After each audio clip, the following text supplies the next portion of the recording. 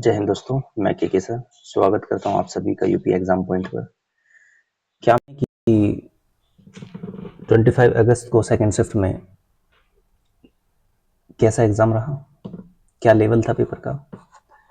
चलो तो तैयार हो जाइए 37 में से 37 सवाल के लिए। आज मैं इस प्रैक्टिस सेट में पिछले साल का पेपर पूरा पोस्टमार्टम करने वाला हूँ। अगर आप आज इस सेट में अच्छा स्कोर करते हैं तो लेकिन यकीन मानिए आपकी तैयारी सही दिशा में है। चलिए बिना समय गवाए शुरू करते हैं आज का बेहतरीन सफर। जीएस का ये सफर है और इस सफर में हम दिल और जान से आपके साथ हैं, आपकी उम्मीदों के साथ हैं, आपके सपनों के साथ हैं। तो सेकंड शिफ्ट का एग्जाम हम सोल्व करेंगे और देखते हैं किस तरीके की तैयारी थी और किस तरीके का पेपर आया। अगर आपको हमारा एफर्ट अच्छा लगे तो चैनल को सब्सक्राइब और वीडियो को लाइक कर सकते हैं। ठीक है जी। तो क्वेश्चन नंबर 1 आपकी स्क्रीन पर है कि national currency of Sri Lanka, Sri Lanka की राष्ट्रीय मुद्रा क्या है। National currency of Sri Lanka, Sri Lanka की राष्ट्रीय मुद्रा क्या है। तो श्रीलंका की राष्ट्रीय मुद्रा रुपी है। क्या है? रुपी। तो पुलिस के जवानों और पटवारियों, श्रीलंका की राष्ट्रीय मुद्रा रुपया है, मतलब रुपी बोलते हैं इसे, वैसे श्रीलंका रुपी। कुछ और मुद्राएं मैं आपको बता देता हूं, जैसे यूरो है। यूरो 20 देशों की, यूरोपीय संघीय 20 देश हैं उनकी है। क्यात म्यांमार की है और रिंगित मलेशिया की है। ठीक है जी। क्वेश्चन नंबर 2 आपकी स्क्रीन पर है। वर्ष 2021 में, बहुत अच्छा सवाल है और देखता हूं कितने जवानों ने, सिपाहियों ने, कितनों ने जवाब सही दिया है। वर्ष 2021 में मार्च के अंत में प्रसारित 2000 रुपए की नोटों का मूल्य ट्रिलियन में कितना था। 2021 में 2000 के नोटों का तो 4.90 ट्रिलियन में था। आरबीआई की वार्षिक रिपोर्ट के अनुसार वर्ष 2021 में मार्च के अंत में प्रसारित 2000 रुपए के नोटों का मूल्य रुपए ट्रिलियन में 4.90। ठीक है जी। क्वेश्चन नंबर 3 आपकी स्क्रीन पर है। कौन सा देश अपने अनोखे ज्वालामुखी परिदृश्य के कारण भूतापीय ऊर्जा के व्यापक उपयोग के लिए जाना जाता है। मतलब कौन सा वो देश है जो अनोखे ज्वालामुखी परिदृश्य के कारण भूतापीय ऊर्जा के व्यापक उपयोग के लिए जाना जाता है। तो आइसलैंड वो देश है। कौन सा देश है? आइसलैंड।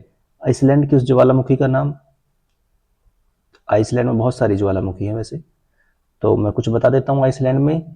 आइसलैंड अपने अनोखे ज्वालामुखी परिदृश्य के कारण भूतापीय ऊर्जा के व्यापक उपयोग के लिए जाना जाता है। भूतापीय ऊर्जा पृथ्वी के भीतर से उत्पन्न होने वाली उष्मा, गर्मी से प्राप्त की जाने वाली ऊर्जा है। यह पृथ्वी के भीतर मौजूद गर्म चट्टानों, मैग्मा और पानी से उत्पन्न होती है। यह एक नवीकरणीय, स्वच्छ और अक्षय ऊर्जा का स्रोत है। ठीक है जी। क्वेश्चन नंबर 4 आपकी स्क्रीन पर है। क्वेश्चन नंबर 4 क्या कहता है? क्वेश्चन नंबर 4 कहता है शहरी क्षेत्रों से उपनगरों की ओर पलायन करने वाले आर्थिक रूप से सुरक्षित श्वेत लोगों को कहा जाता है। शहरी क्षेत्रों से उपनगरों की ओर जो पलायन करने वाले लोग होते हैं उन्हें क्या कहते हैं? श्वेत लोगों को क्या कहा जाता है? तो व्हाइट फ्लाइट, व्हाइट उड़ान बोलते हैं उसे। व्हाइट उड़ान क्या होती है? व्हाइट उड़ान क्या होती है? शहरी क्षेत्रों से उपनगरों की ओर पलायन करने वाले आर्थिक रूप से सुरक्षित श्वेत लोगों को सफेद उड़ान कहा जाता है। यह शब्द विशेष रूप से उन श्वेत निवासियों के लिए प्रयोग किया जाता है जो नस्लीय या जातीय परिवर्तन, अपराध की दर में वृद्धि या अन्य सामाजिक बदलावों के कारण शहरों से उपनगरों में स्थानांतरित हो जाते हैं। शहरी क्षेत्रों से उपनगरों की ओर पलायन करने वाले आर्थिक रूप से सुरक्षित श्वेत लोगों को सफेद उड़ान कहा जाता है। यह शब्द विशेष रूप से उन श्वेत निवासियों के लिए प्रयोग किया जाता है जो नस्लीय या जातीय परिवर्तन, अपराध की दर में वृद्धि या अन्य सामाजिक बदलावों के कारण शहरों से उपनगरों को स्थानांतरित हो जाते हैं।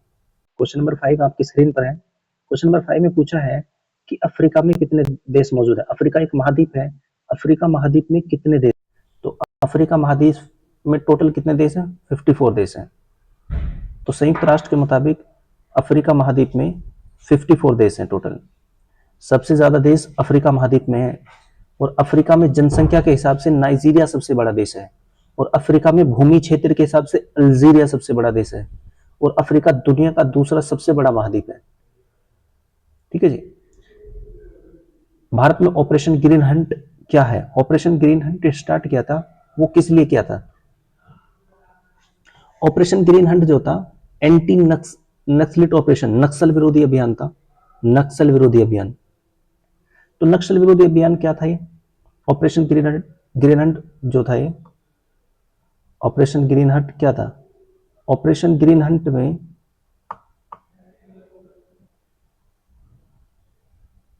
ऑपरेशन ग्रीन हंट में पुलिस अभियान है जिसका मुख्य उद्देश्य नक्सलवाद, माओवादी, आतंकवाद के खिलाफ लड़ाई करना है।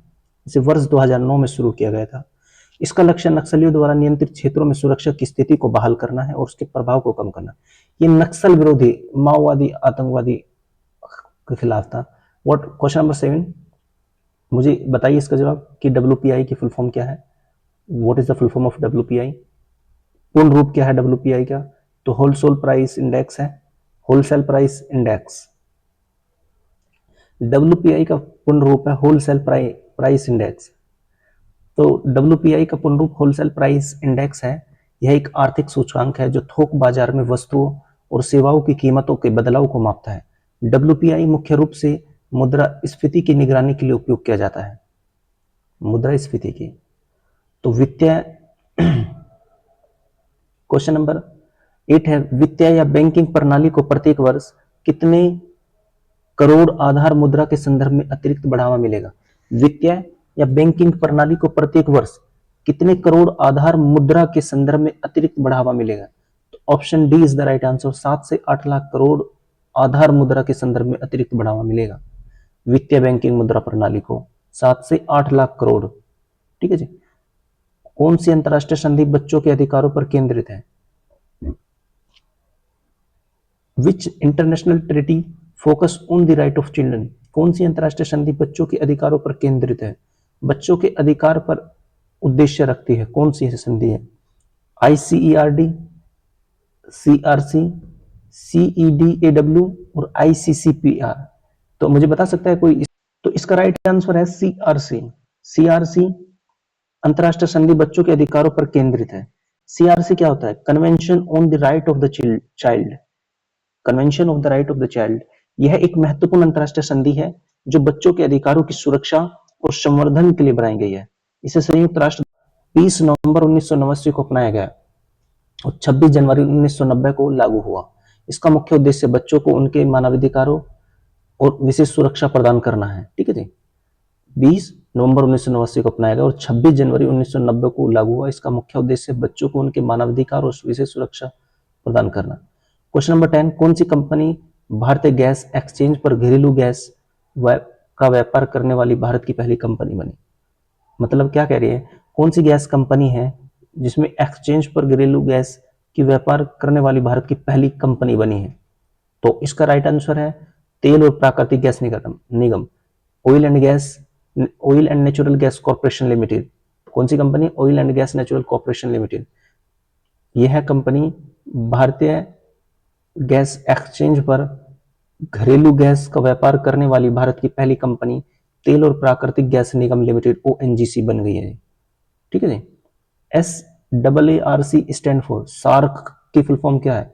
मैं संगठनों में मैंने पढ़ाया था SAARC, South Asian Association for Regional Corporation, South Asian Association for Regional Corporation. Option A is the right answer. ठीक है जी, ऑप्शन ए इसका राइट आंसर है। इसके बारे में थोड़ा सा पढ़ लेते हैं।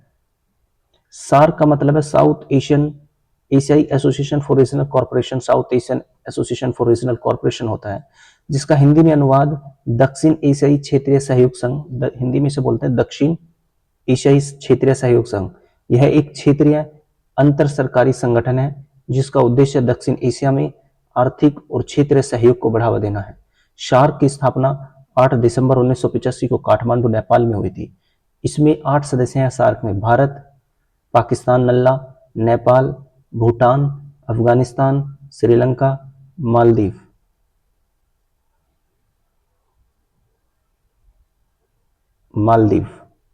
बांग्लादेश। 8 देश हैं। क्वेश्चन नंबर 12, समीक्षकों द्वारा प्रकाशित Netflix OTT series Delhi crime का निर्देशन किसने किया? देख लो कितना हार्ड सवाल पूछा। नेटफ्लिक्स पे एक सीरीज आई होगी कोई OTT पे, दिल्ली क्राइम्स, तो उसका निर्देशक किसने किया, पूछ रहा है। निर्देशन निखिल अडवाणी जी ने, हंसल मेहता जी ने, रिची मेहता जी ने और विशाल भारद्वाज जी ने। तो किसने किया, एनीवन टेल मी, क्या कोई बता सकता है? तो किसने किया? दिल्ली जो क्राइम है एक भारतीय पुलिस प्रक्रियात्मक अपराध नाटक टेलीविजन श्रृंखला है जिसे रिची मेहता द्वारा लिखा गया और निर्देशित किया गया। यह वेब सीरीज दिल्ली के चर्चित बलात्कार कांड पर आधारित है।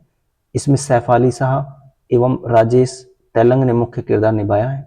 इसे वर्ष 2020 की अंतर्राष्ट्रीय एमी अवार्ड सर्वश्रेष्ठ ड्रामा सीरीज के लिए दिया गया है। एमी अवार्ड्स मिला था भाई इस सीरीज को। अर्थव्यवस्था की दृष्टि से आईटीसी, क्वेश्चन नंबर 13 है, अर्थव्यवस्था की दृष्टि से आईटीसी का पूर्ण रूप क्या है? What is the full form of ITC? ITC होता है input tax credit. ITC input tax credit. अर्थव्यवस्था की दृष्टि से आईटीसी का पूर्ण रूप है input tax credit. Question number 14 आपकी स्क्रीन पर है। क्वेश्चन नंबर 14 में क्या कहता है? क्वेश्चन 14 कहता है भारत में राष्ट्रीय दुग्ध दिवस किस महीने में मनाया जाता है? मिल्क डे तो नवंबर में मनाया जाता है, 26 नवंबर को। 26 नवंबर को राष्ट्रीय दुग्ध दिवस मनाया जाता है। भारत में राष्ट्रीय दुग्ध दिवस हर साल 26 नवंबर को मनाया जाता है। 26 नवंबर को मनाया जाता है। इस दिन को भारत में श्वेत क्रांति के जनक डॉक्टर वर्गीज कुरियन जी के जन्मदिन के रूप में मनाया जाता है। 1 जून को विश्व दुग्ध दिवस मनाया जाता है। राष्ट्रीय दुग्ध दिवस 26 नवंबर को मनाया जाता है और 1 जून को विश्व दुग्ध दिवस मनाया जाता है। यह दिन संयुक्त राष्ट्र खाद्य और कृषि संगठन ने स्थापित किया। ठीक है जी। क्वेश्चन नंबर 15 आपकी स्क्रीन पर है। राष्ट्रीय राजमार्ग, राष्ट्रीय राजमार्ग अधिनियम 1956 किस कर नीति पर लागू होता है? राष्ट्रीय राजमार्ग अधिनियम 1956 किस कर नीति पर लागू होता है? टोल टैक्स नीति पर लागू होता है। राष्ट्रीय राजमार्ग अधिनियम 1956 जो किस कर नीति पर? Toll tax. राष्ट्रीय राजमार्ग अधिनियम 1956 टोल कर नीति पर लागू होता है। राष्ट्रीय राजमार्गों पर टोल टैक्स से जुड़ी नीति राष्ट्रीय राजमार्ग अधिनियम 1956 और राष्ट्रीय राजमार्ग शुल्क नियम 2008 पर आधारित है। ठीक है जी। क्वेश्चन नंबर 16, गैलीलियन उपग्रह या 4 चंद्रमा किस ग्रह के हैं? गैलीलियन उपग्रह या 4 चंद्रमा किस ग्रह के हैं? तो गैलीलियन किसका उपग्रह है? तो बृहस्पति का, जुपिटर का ये उपग्रह है गैलीलियन। और जो कुछ उपग्रह हैं गैलीलियन उपग्रह बृहस्पति ग्रह के 4 प्रमुख चांद जिन्हें गैलीलिया या गैलीली द्वारा 1610 में खोजा गया था, आयो, गैनीमेड, कैलिस्टो और यूरोपा। ठीक है जी। ये किसके हैं? बृहस्पति। सबसे बड़ा उपग्रह बृहस्पति है, सॉरी सबसे बड़ा ग्रह बृहस्पति है और गैनीमेड सबसे बड़ा उपग्रह। लोकसभा भंग करने की शक्ति किसके पास है? लोकसभा के अध्यक्ष के पास। लोकसभा के अध्यक्ष के पास लोकसभा भंग करने की शक्ति, जो मैंने बताया लोकसभा भंग करने की जो शक्ति है लोकसभा के अध्यक्ष के पास है। वो लोकसभा अध्यक्ष से मशवरा लेता है, लेकिन लोकसभा को भंग करने की शक्ति राष्ट्रपति के पास होती है। हालांकि यह शक्ति राष्ट्रपति द्वारा प्रधानमंत्री की सलाह पर ही प्रयोग की जाती है। राष्ट्रपति संसद के किसी भी सदन को बुलाने, स्थगित करने का अधिकार रखते हैं राष्ट्रपति जी। कौन है हमारी? द्रौपदी मुर्मू। क्वेश्चन नंबर 18, निम्नलिखित में से कौन महात्मा गांधी राष्ट्रीय ग्रामीण रोजगार गारंटी अधिनियम MGNREGA की एक विशेषता है? तो क्वेश्चन ऑप्शन ए 100 दिन के वेतन रोजगार की गारंटी, 100 दिन के वेतन रोजगार की गारंटी। ऑप्शन बी निजी क्षेत्र में रोजगार की पेशकश। ऑप्शन सी केवल कुशल श्रमिकों का लक्ष्य करना। ऑप्शन डी शहरी रोजगार उपलब्ध कराना। तो इसका राइट आंसर है ऑप्शन ए महात्मा गांधी राष्ट्रीय ग्रामीण रोजगार गारंटी अधिनियम 2005 MGNREGA मनरेगा की एक विशेषता यह है कि हर साल ग्रामीण इलाकों के वयस्क परिवारों के सदस्यों को 100 दिन का रोजगार उपलब्ध कराता है। इस योजना के तहत ग्रामीण इलाकों में रहने वाले लोगों को अर्ध कुशलपूर्ण या बिना कुशलपूर्ण काम मिलता है। इसे पहले राष्ट्रीय ग्रामीण रोजगार गारंटी अधिनियम नरेगा के नाम से जाना जाता था। 2 अक्टूबर 2009 को इसका नाम बदलकर महात्मा गांधी राष्ट्रीय रोजगार गारंटी अधिनियम कर दिया गया और अब इसका जी राम जी योजना कर दिया गया।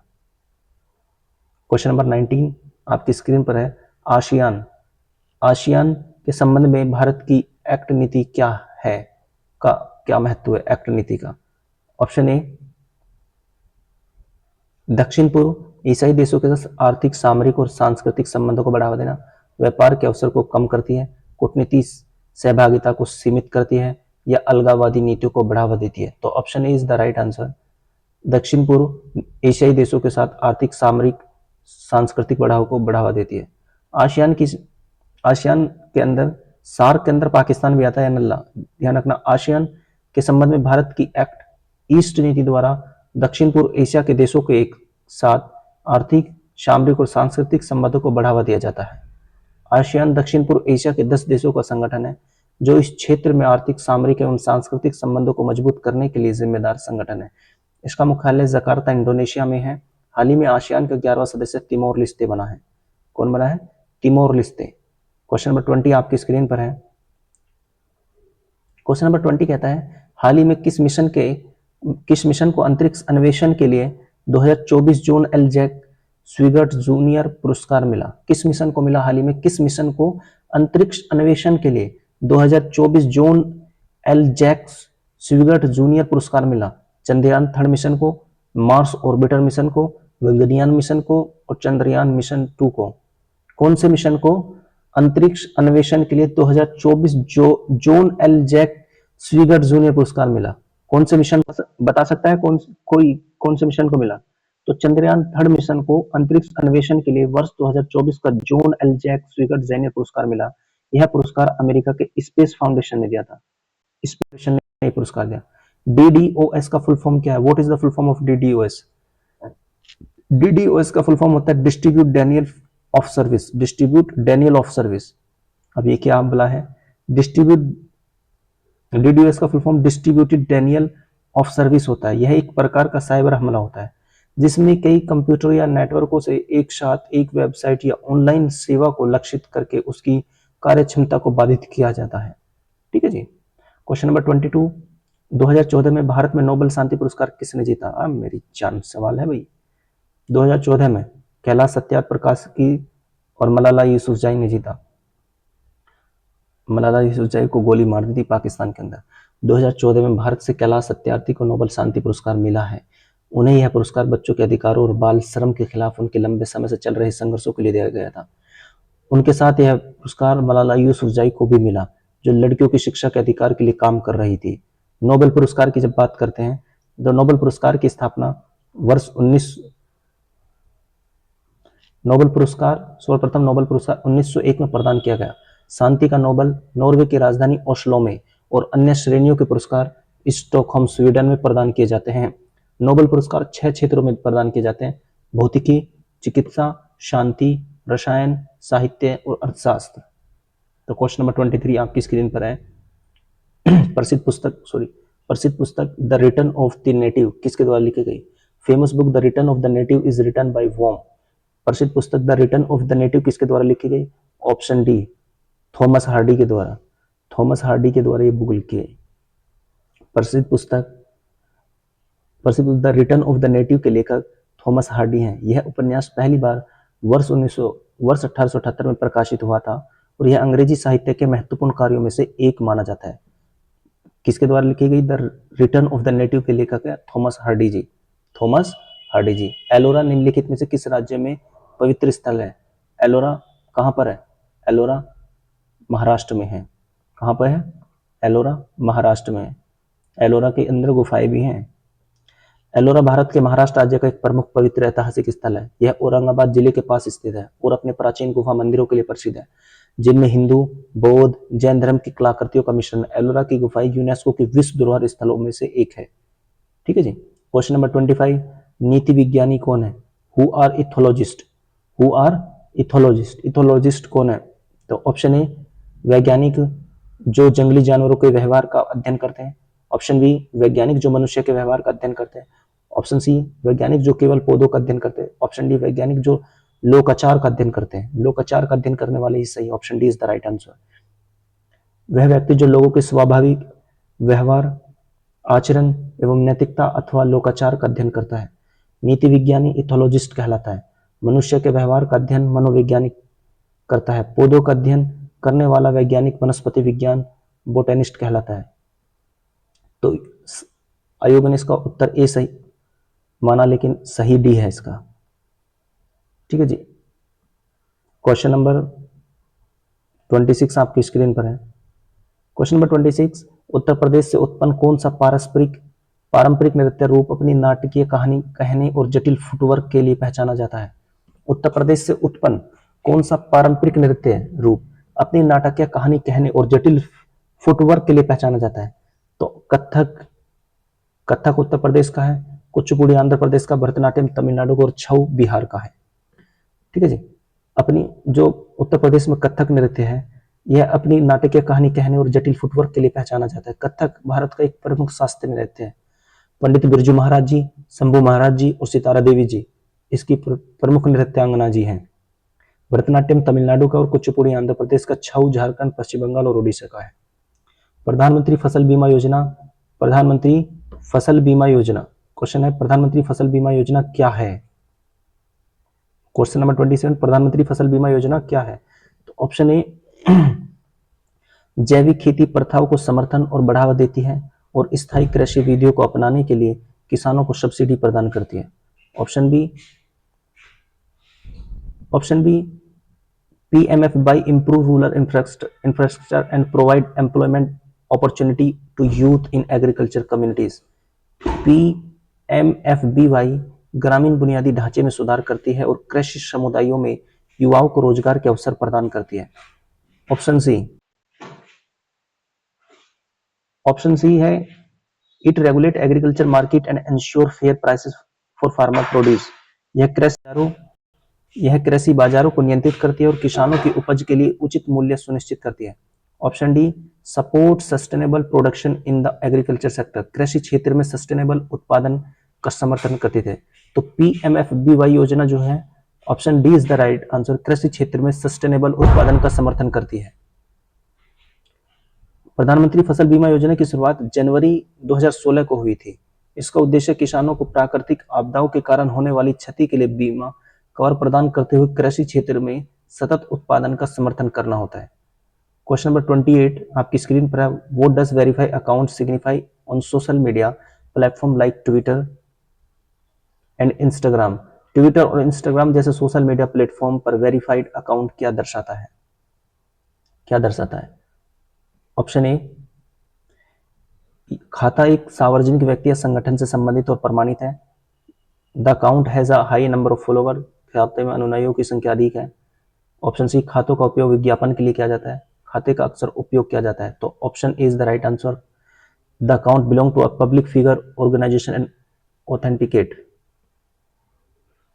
Question number 29, the universal declaration of human right is translated into how many language? मतलब मानव अधिकारों की सार्वभौमिक घोषणा का कितनी भाषाओं में अनुवाद किया गया? तो मानव अधिकारों की सार्वभौमिक घोषणा 500 से ज्यादा, तो ऑप्शन सी इसका राइट आंसर है। लेकिन इस option C is the right answer. द्वितीय विश्व युद्ध के बाद अंतर्राष्ट्रीय स्तर पर मानवाधिकारों के संरक्षण के उद्देश्य से संयुक्त राष्ट्र ने 10 दिसंबर 1948 को मानवाधिकारों की सार्वभौमिक घोषणा की थी। इस घोषणा का अनुवाद 500 से ज्यादा भाषाओं में किया गया।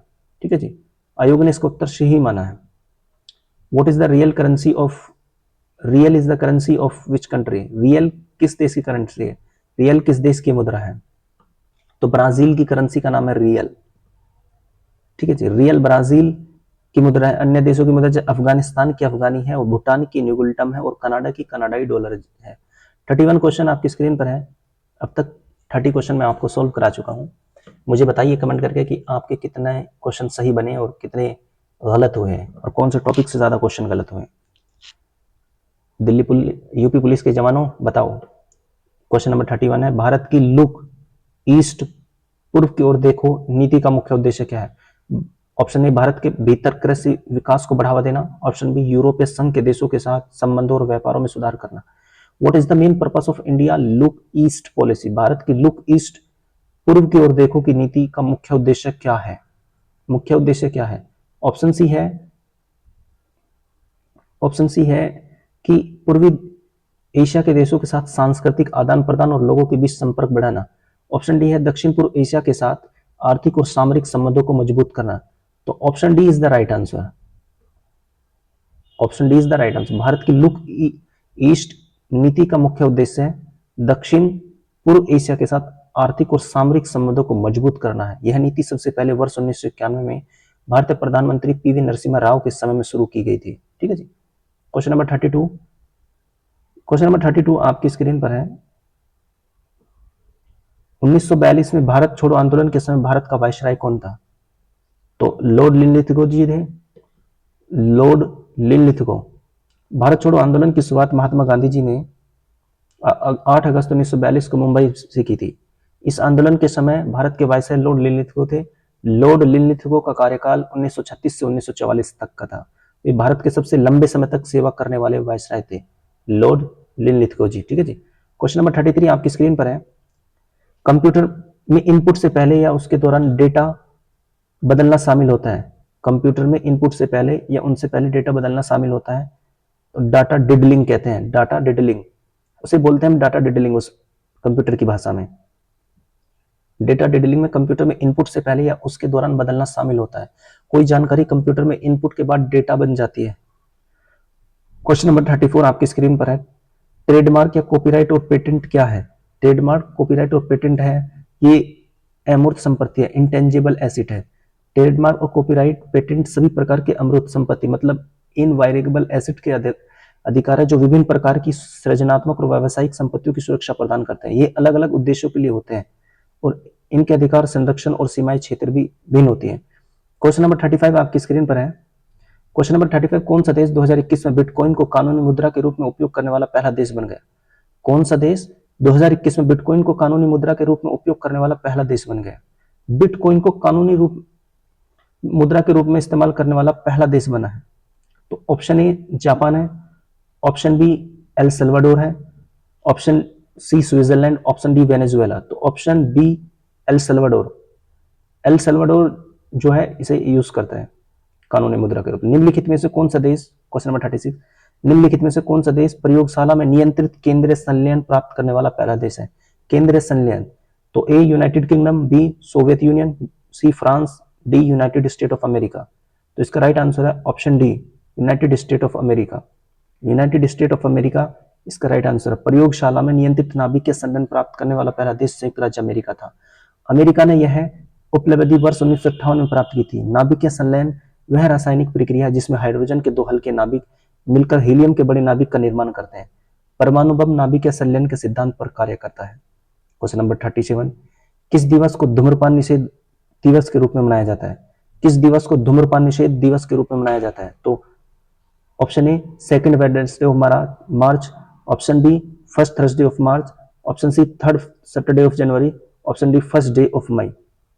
तो कौन सा? Option A second Wednesday of March no smoking day मनाया जाता है 31 मई को। क्वेश्चन नंबर 38 आपकी स्क्रीन पर है कि भारत का सबसे बड़ा संग्रहालय कौन सा? Museum, which is the largest museum in India? Option A National Museum in Delhi, option B Chhatrapati Shivaji Maharaj वस्तु संग्रहालय मुंबई, सालारगंज म्यूजियम हैदराबाद और इंडिया म्यूजियम कोलकाता। तो option D is the right answer. Option D is the right answer. Kolkata का भारतीय संग्रहालय कोलकाता सबसे बड़ा संग्रहालय है। यह कोलकाता में 1814 में स्थापित हुआ है। भारतीय उपमहाद्वीप का सबसे पुराना संग्रहालय भी। तो आज की हम इस प्रैक्टिस सेट को यही समाप्त करते हैं। आप मुझे कमेंट करके बताएं आपके कितने क्वेश्चन सही हुए हैं और कितने गलत हुए हैं रियल में, और आपको क्या पढ़ना चाहिए, कौन से टॉपिक्स आप अब दोबारा रिपीट करेंगे। तो मैं अपनी क्लास को यही समाप्त करता हूं। जय हिंद, जय भारत।